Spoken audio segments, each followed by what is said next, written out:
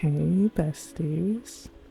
Okay, so I really wanted to get into playing the next gen of the Occult Legacy Challenge, but I realized in order to do that, I needed to do a townie makeover because these Sims aren't ugly. Let me just say that. Like these are some pretty good looking Sims. I think we're in a really good spot with townie creation. So whoever's in charge of making these Sims nowadays are doing a fantastic job. But I just needed some CC and also some zhuzhing. And yeah, I think that they're pretty good. And so yeah, I just wanted to go in, give my little spin on them with some CC and just some other things. And yeah, they needed it. And so I wanted to start out with the mystical besties household. I'm pretty sure that's what they're called. And it's Iris and I think Nadia, I think that's her name. And yeah, basically she let Iris stay with her because Iris was sleeping on, I want to say the streets, but not really. She was sleeping in the forest basically, and she had an extra bedroom and she let her sleep there, and now they live together. And the twist is actually that this is in my Occult Legacy save, so a couple things happened. This I did make happen actually. they obviously live together and are technically not romantically involved, but I thought what would be more fun is if they were in a poly relationship with Manu, because Manu has nobody and no one, and I kind of want to include the Pride and Prejudice clip right now. And I just might actually. That is an active threat. I'm 27 years old. I've no money and no prospects. I'm already a burden to my parents. And I'm frightened. And so I figured it'd be a little fun. Maybe Manu's the older person in their life, and also they're kind of a wanderer themselves. So if Nadia's in the business of picking up strays, I feel that would kind of make sense. So I figured I'd fold him in here, and I thought that would be interesting, And so I obviously started with Iris because I think she's really pretty, and I enjoy her a lot. And I also really love the locks hairs that they had. They added 2 technically, 3 if we're being real technical, because there's one with some ribbons or something in it, this hair that she has, but with some ribbon in it, I guess. So that's technically another hairstyle, but it's kind of the same hairstyle, so it doesn't really count. And yeah, no, they're really good. They're really good.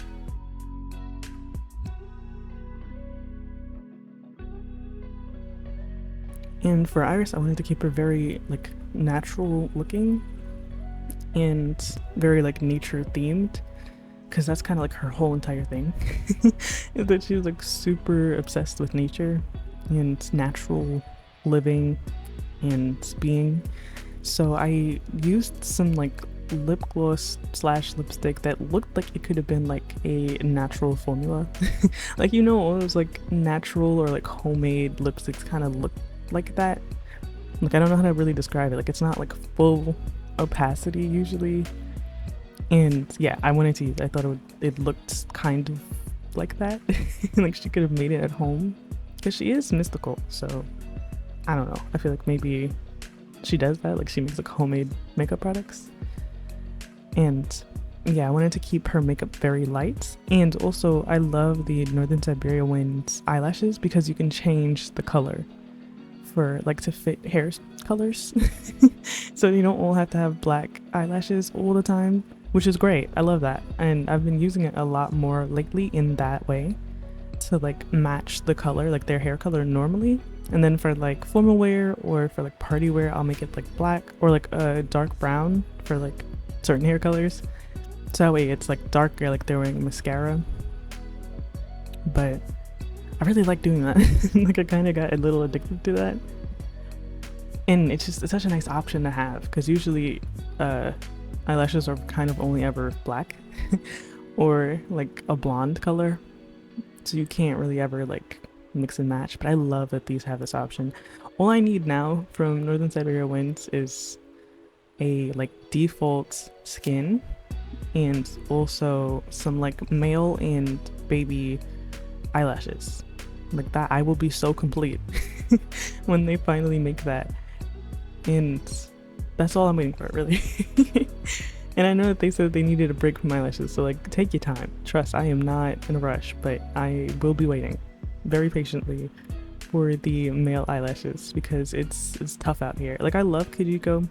Kijiko really walked so everyone else could run, and I have to respect them as a creator.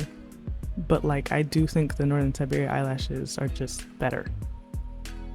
And yeah, that's the hill that I'm dying on right now.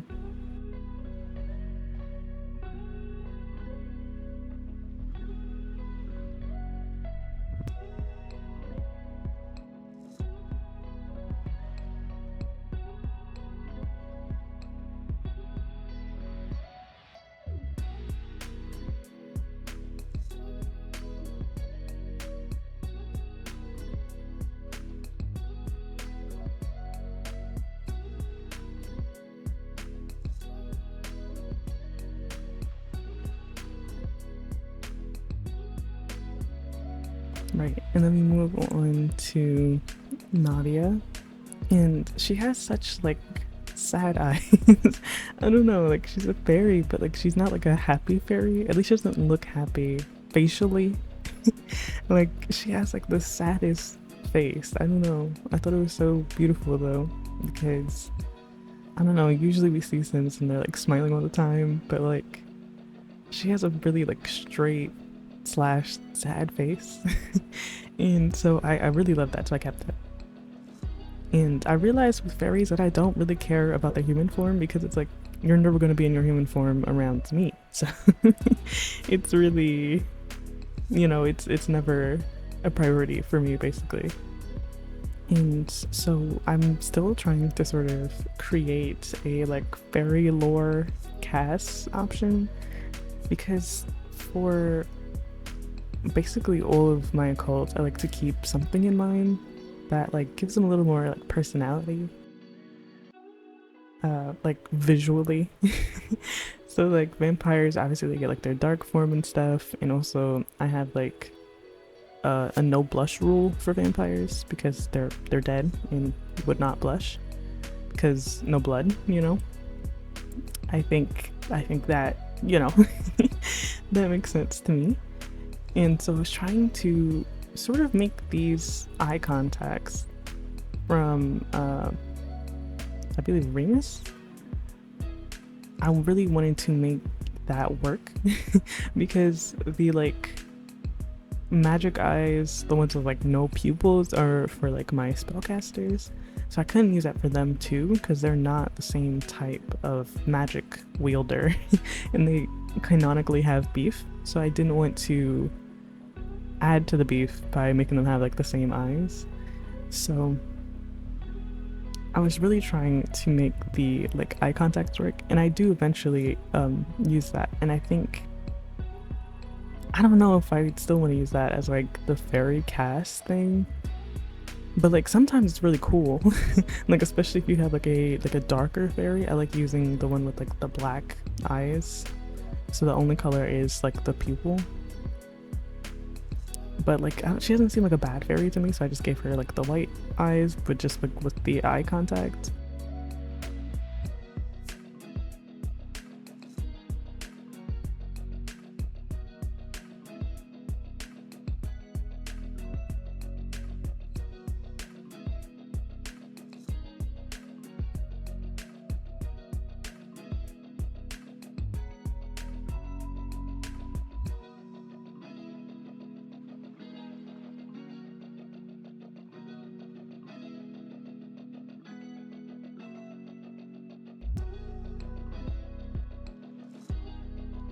And since her fairy wings are like so Barbie princess coded, I figured I'd just lean into like her color being pink.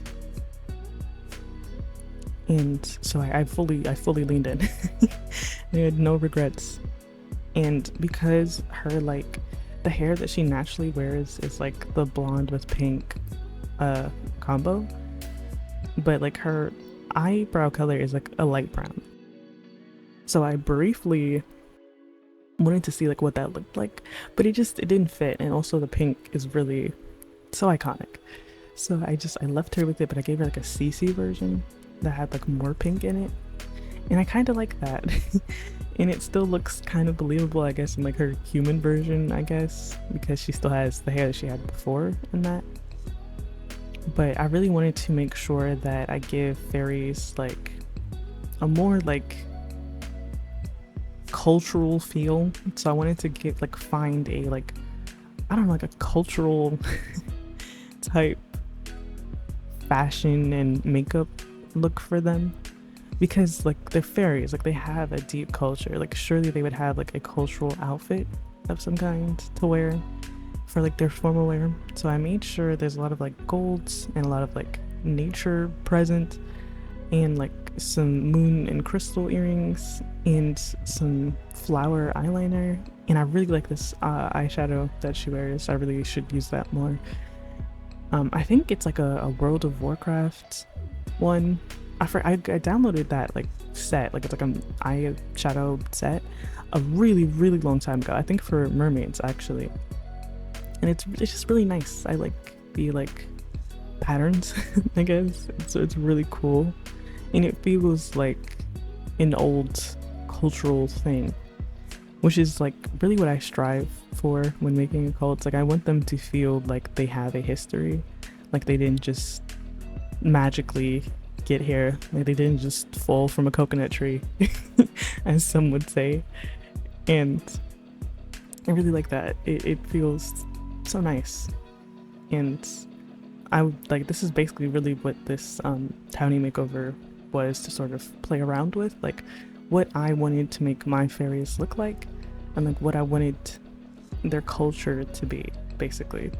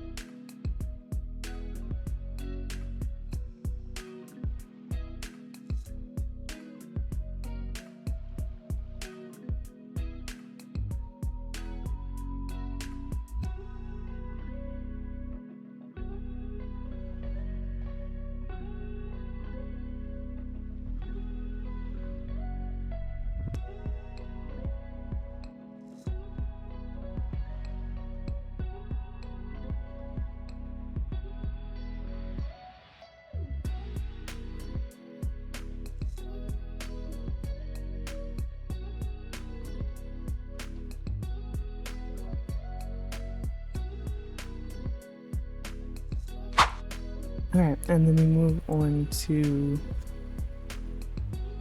Iris's parents, actually. And something I realized about a lot of the Sims in this pack, there's a lot of like non-binary representation in this pack. Like Spruce Almighty is technically non-binary, which makes sense because they're like a plant sim god or whatever. So like it really does make sense that they're non-binary. But also Iris's parents is also non-binary, which I thought was so interesting. I really like that, like little drips of representation in there. I think that's cool. And so I wanted to make sure that everything was like basically up to my standard CC wise, because again, I don't think that any of these Sims look bad, like at all. It was more of just like making sure they look like Sims that belong in my world, and that's pretty much all that I really wanted to do. But I just wanted to sort of play around with different things, and since these two are like some of the only humans, especially like non-fairy attached humans in this world, like apparently I think they're supposed to be like not necessarily anti-nature, but like they're not really nature obsessed, and that led to like a rift with their daughter Iris because she's obviously very nature obsessed. And so that's why she was like sleeping on the forest, because like she didn't agree with like her parents' lifestyle, and then she went to go live with her friend fairy Nadia, and yeah, that's the backstory. And so I just wanted to, I don't know, like I didn't have that like nature lover obsessed vibe to dress them in, so I was just like playing around with like how to dress adult Sims realistically, because they just seem like chill people. I don't know.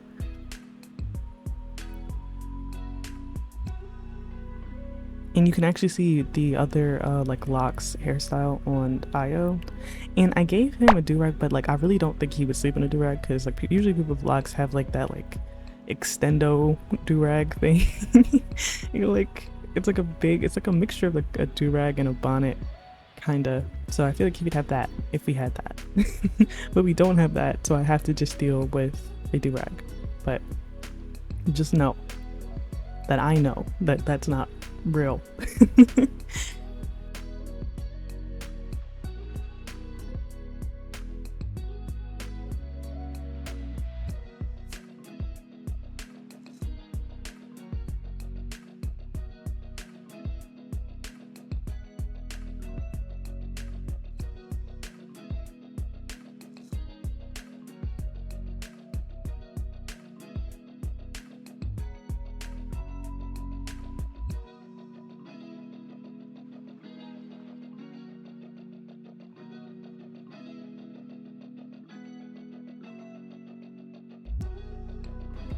And then we move on to Flora, who is Iris's mother, and also Iris looks like just like this lady.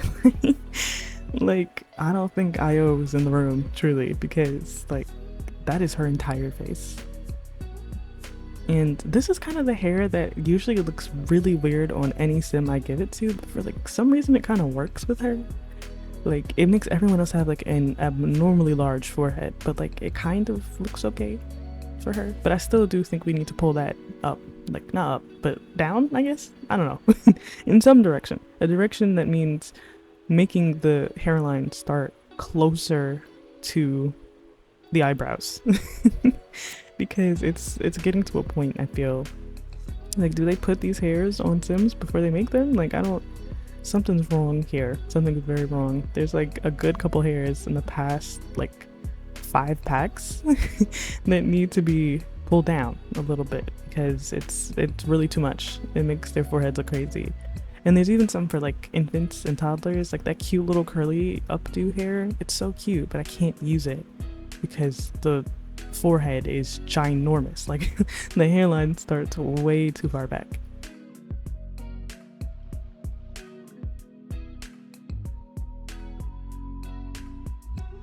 So for Flora, I was keeping it very chill, not so much nature focused, because again, that's not really their thing. And in fact, she's materialistic, so that's definitely not her thing. But I wanted to keep it very like middle-aged, you know, very appropriate.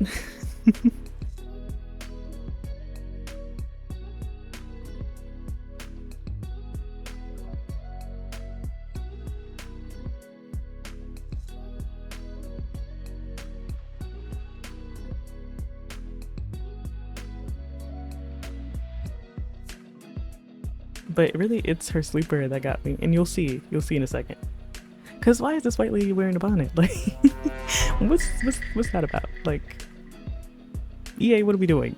Why is she wearing a bonnet? Like, let's give her a more appropriate outfit and hairstyle for that. Because like, I know she has curly hair, but like, be serious. Like, be very serious right now. Why is that white lady wearing a bonnet?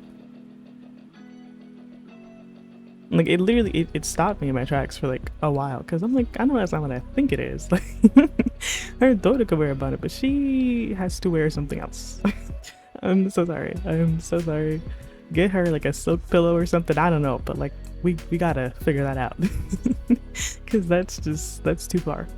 Mm-mm. And so this one I kind of went for more of like a vintagey party wear look. I thought it was cute. And it, like, I realized that I've been doing a lot of like naturally themed Sims. So like I kind of had to sort of make some conscious choices not to pick some of the things I've been wearing lately.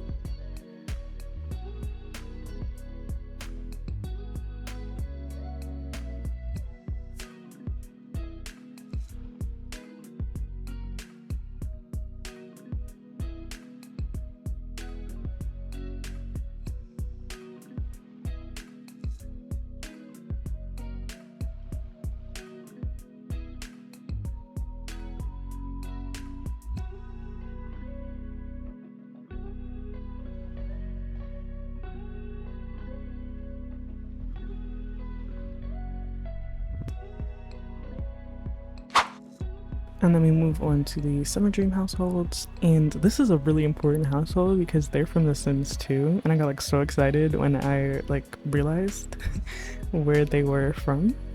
And so they were always like sort of rumored to be fairies in The Sims 2, but like I don't think they were actually, because I don't think there were fairies in The Sims 2. But they gave very like fae vibes, and they're inspired by a Shakespeare play. And so I really wanted to like go all out with them because they are also like high fae, so they should look as interesting and as very like deeply cultural as possible. So I really wanted to like experiment like what that would mean for me. So I think these like markings, like the flower markings, I think would be like reserved for high fae. And I also give Oberon like the tattoo, like the glowy tattoos. I think that's fun and also feels very like high fae to me. And so for her makeup, obviously it's the flower markings, but it's also like this like dotted eyeliner. I think that gave a very interesting look to her face. And yeah, I had a lot of fun with this household. And I think it was interesting that like in The Sims 2 they had 2 adopted children that we do not get here, but I think they have like an actual child like that they gave birth to like themselves, like a biological child, because the kid looks a lot like both of them, more like Titania than Oberon, but like she looks very like similar to them. So I think that they just like had a biological child in this world and didn't adopt kids, which I want to know like more about that, but I don't think it really says anything about like the change, or if this is like a prequel version of them. Like I don't know. I'm very curious actually. But I went kind of full out with her formal wear because I think that's like the most interesting type of outfit to do like cultural outfits for. Like for city living Sims, like I always keep whatever their cultural outfit is for formal wear, because it's just like it's usually when people express their culture most. And so I think this would be like her going all out outfit. And it's so beautiful. I really love fairies. I've really been enjoying like making fairies. I haven't really been able to play them yet because I really wanted to save that first time experience for Flora, which we will be getting to very shortly, by the way. But like I've just been having a blast making them, and there's so much you can do. Like there's so much customization that they don't look similar ever, and I love that. It still has not gotten very like repetitive, and I've just been making fairies like on camera, off camera, like just I've been making fairies basically. And it has not gotten repetitive or boring or same facey or even same wings. Like I haven't even used the same wings on a single fairy yet. Like it's great because like you can use different wing shapes, but also there's different colors.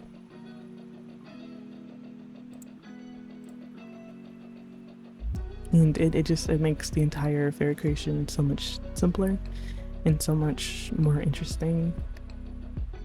And it's well done. It's definitely better than The Sims 3. And because I know that every time they put out an occult, all the Sims 3 girlies want to like dog on it and say like, oh, Sims 3 didn't have to do all these different packs, they didn't have to split it up, they just did it all in one. But it's like, what was the quality of those occults in that one pack that we got them in? You know what I mean? Like they couldn't give them as much attention as when they're like doing it separated like this in The Sims 4. I am pretending I do not see mermaids and aliens, by the way. Pretending I'm not talking about those. Every other time they've done occults has been really, really, really well done. Like, definitely better than The Sims 3. And the skill trees, I think, are part of the biggest reason for that, aside from like cast and like aesthetics and stuff. Because the skill trees make it so that you don't have to play the exact same way every time you play them. And like there's like a play style for everybody. Like that's fantastic. I love that. And I think that's what really sets them apart from the Sims 3 occults.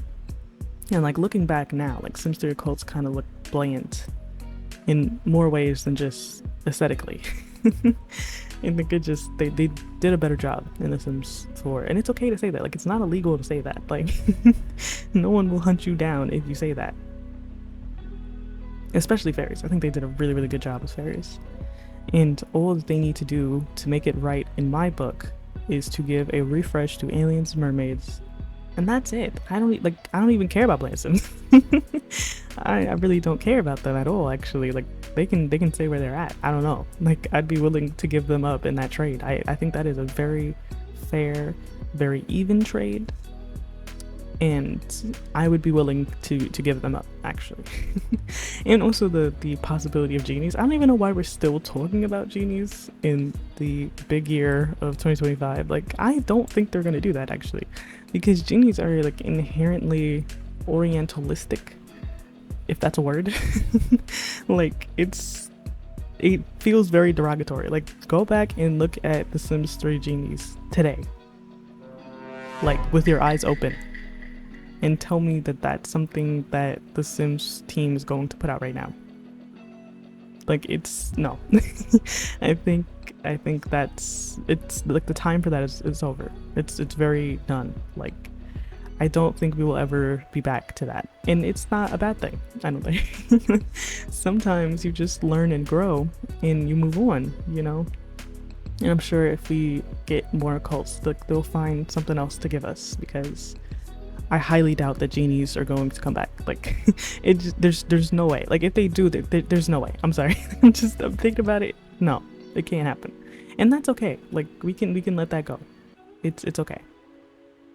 Something else we should have let go is like the Tomb Raider-esque exotic worlds, because that was all that like the Sims 3 world travel / world adventure, whatever it's called, was. And then we got a similar type pack like that in the early days of the Sims 4 with the like South American worlds, and it aged terribly.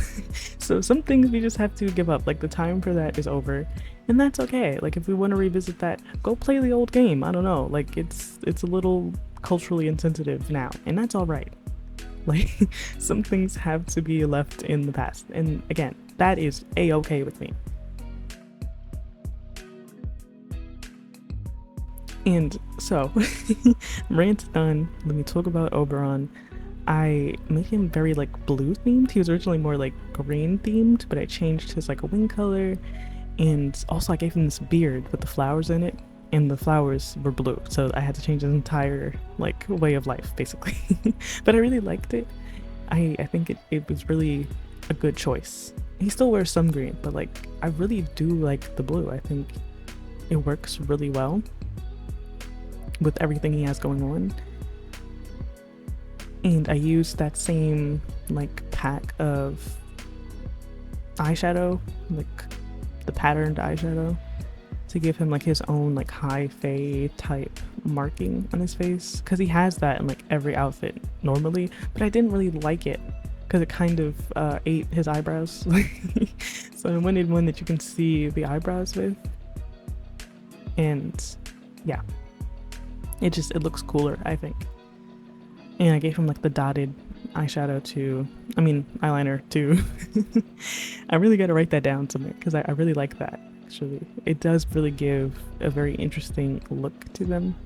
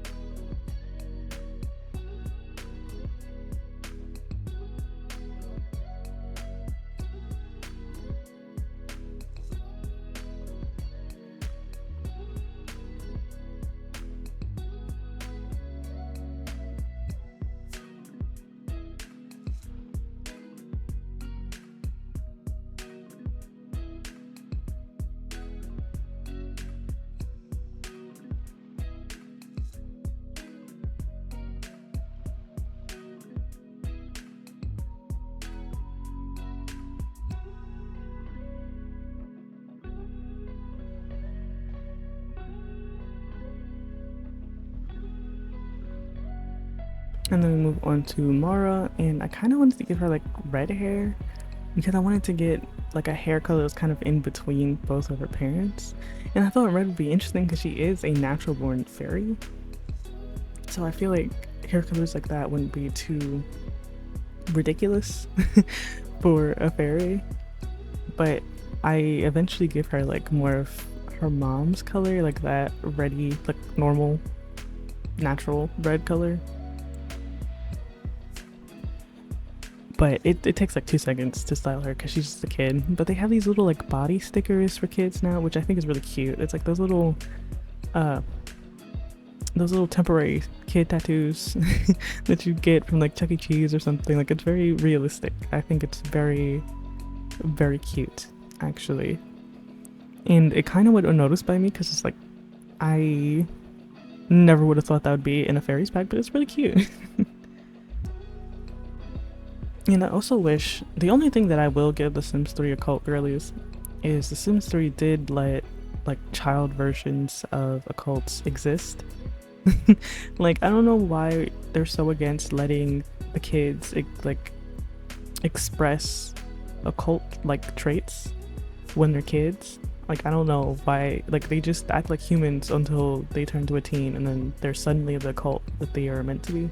I think werewolves definitely have a bit more behavior, but all the other ones are kind of lacking. And then we move on to the two guys' household.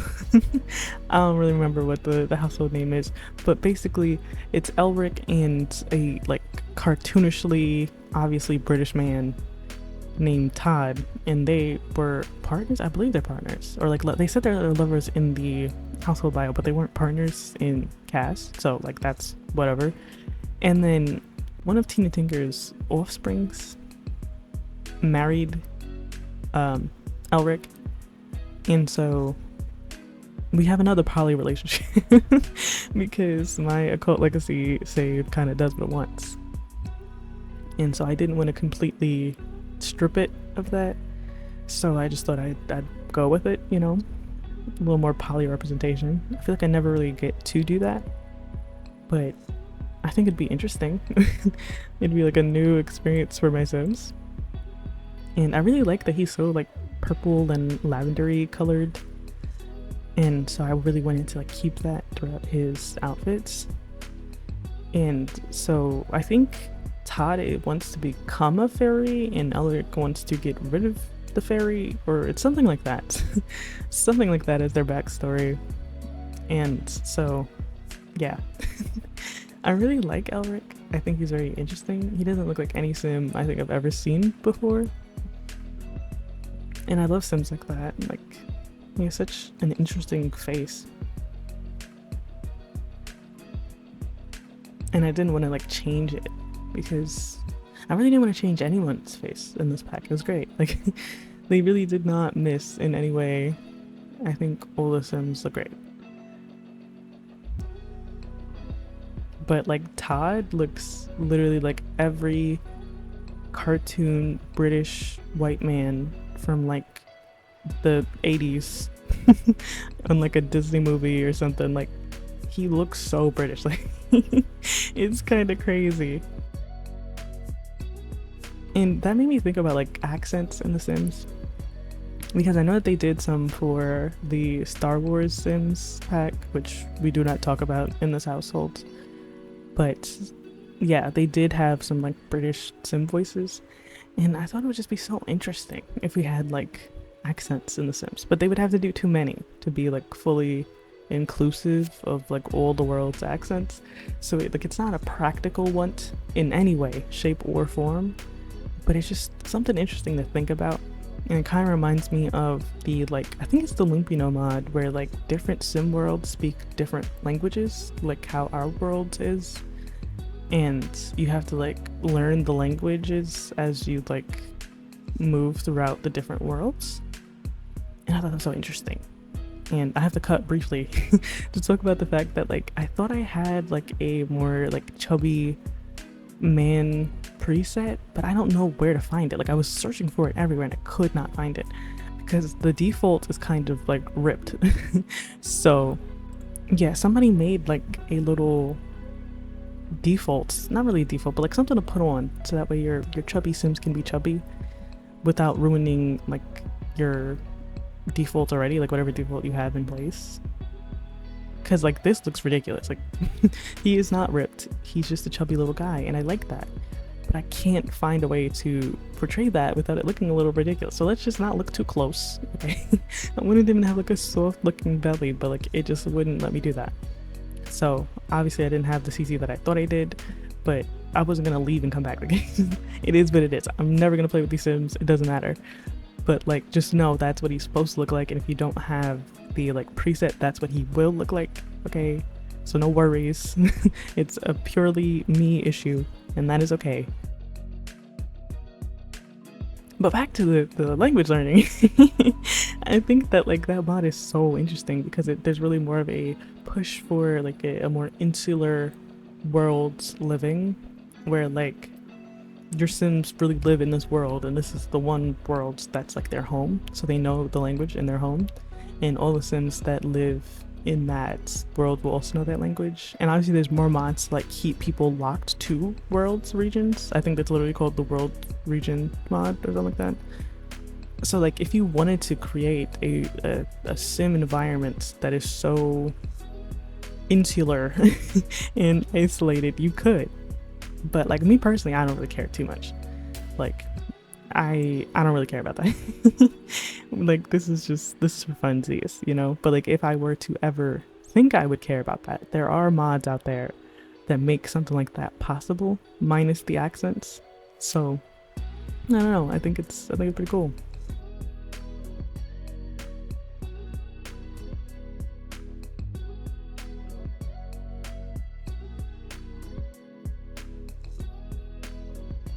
And I think I'm realizing, like I've realized, right, that the place that this world is supposed to be based off of is Scotland, right? Or I think, yeah, Scotland, right? But like with a last name like Attenbury, what else could he be but British? And so I thought about that actually a little bit. Like, what is he doing here? What is colonialism doing in my Sims game? it made me think, you know, and that's why I made him like aggressively British. Like, please do not forget that that's what he is, actually. In fact, he almost reminds me of the guy from Tarzan, actually, a little bit. Like, kind of like what Jane's father would look like if he was younger. Yeah, that's that's what he reminds me of.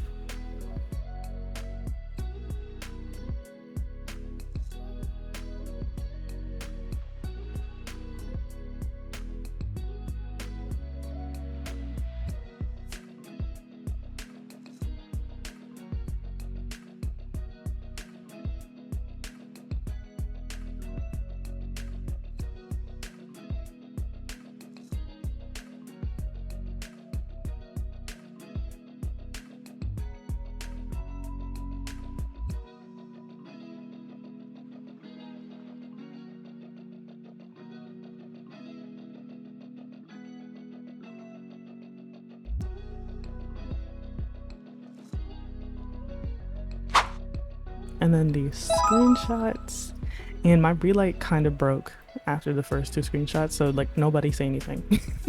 You do not see, actually. It still looks good, but like it's not relit basically, so it's just the game. But it turns out I had to just update my reshade and then everything was fine. But I didn't want to take the chance of doing it again and it not working, so I just took the pics while I could, basically. So we got a couple pics of everybody in world, and I'm assuming we'll probably see them in the Occult Legacy Challenge anyway, so like they'll be there. But let me know what you guys think of the makeovers and the Sims, and if you have the pack, like what do you think about it? And I'll see you in the next video.